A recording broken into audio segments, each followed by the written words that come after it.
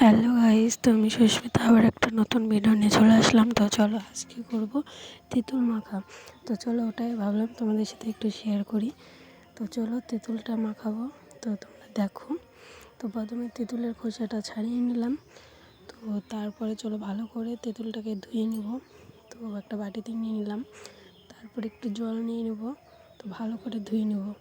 তো ধুতে ধুতে তোমরা ভিডিওটাকে লাইক করে দিও ভালো লাগলে। তো তারপরে চলো ভালো করে ধুয়ে নিই। তো দেখো ধোয়া হয়ে গেছে। তো এখন ভালো করে ধুয়ে উঠিয়ে নেব।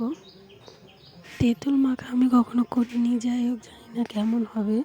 তো চলো ভালো করে মাখিয়ে নিই, তারপর দেখা যাক কেমন হয়।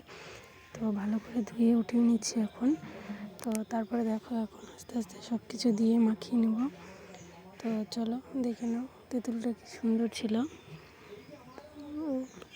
তো চলো এখন সব কিছু দিয়ে মাখাবো।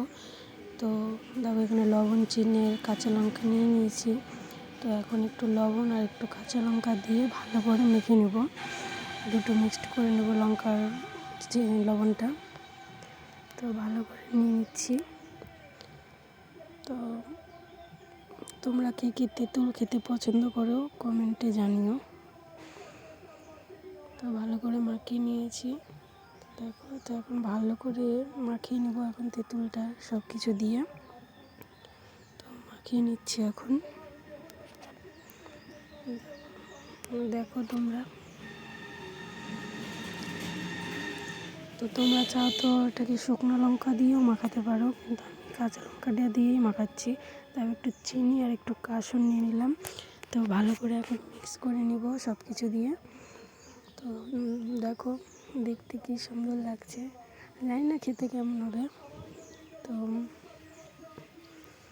তো দেখো মাখানো হয়ে গেছে, খেতে খুব দারুণ হয়েছে। তো চলো টাটা, বাই বাই।